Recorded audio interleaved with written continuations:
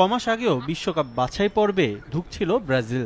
শঙ্কায় ছিল তাদের সরাসরি আগামী ওয়ার্ল্ড কাপে অংশগ্রহণ, কিন্তু এক কার্লো অ্যানচেলোত্তি দায়িত্ব নিয়েই বদলে দিয়েছেন দলের চিত্র। মেগা পরিকল্পনায় বিশ্বকাপের প্রস্তুতি নিচ্ছে ব্রাজিল ফুটবল দল। সে ধারাবাহিকতায় এশিয়া সফরে 5 বারের বিশ্ব চ্যাম্পিয়নরা। প্রথম ম্যাচে সাউথ কোরিয়াকে উড়িয়ে দিয়েছে রদ্রিগো ভিনিসিয়াসরা। এবার প্রতিপক্ষ এশিয়ার সেরা দল জাপান। মুখোমুখি লড়াইয়ে জাপানের কাছে কখনোই হারেনি ব্রাজিল। এবারও ফেভারিট তারাই। টোকিও থেকে জয় নিয়েই ফিরতে চাইবে অ্যানচেলোত্তির দল। তবে কোচের কাছে জয় পরাজয়ের চেয়ে গুরুত্বপূর্ণ দলের খেলার ধরন। একসময় ফুটবল মাঠে ব্রাজিলের খেলা সুবাস ছড়াতো, মুগ্ধ করত প্রতিপক্ষকেও। ব্রাজিলের খেলায় সেটাই ফিরিয়ে আনতে চান কোচ। সেটা ধরে রেখে মূল লক্ষ্যটা বিশ্বকাপ ট্রফি।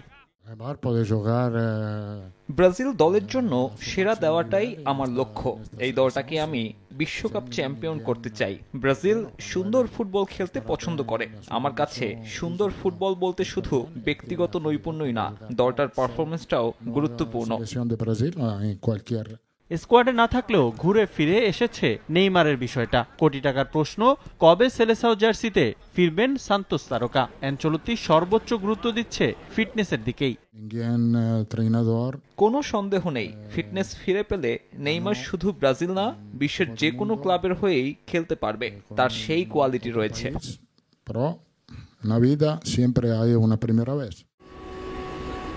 সবার আগে 2026 বিশ্বকাপে অংশগ্রহণ নিশ্চিত করেছে জাপান। যদিও সামুরাই ব্লুদের সাম্প্রতিক ফর্ম খুব একটা ভালো নয়। সবশেষ 3 ম্যাচে জয়ের দেখা পায়নি এশিয়ান জায়ান্টরা। তবে ঘরের মাঠে তারা আছে দুর্দান্ত ফর্মে। শেষ 20 ম্যাচের 17টিতেই জয় পেয়েছে মরিয়াসুর দল। সাবেক বিশ্ব চ্যাম্পিয়নদেরও রুখে দিতে চাইবে সামুরাই ব্লু।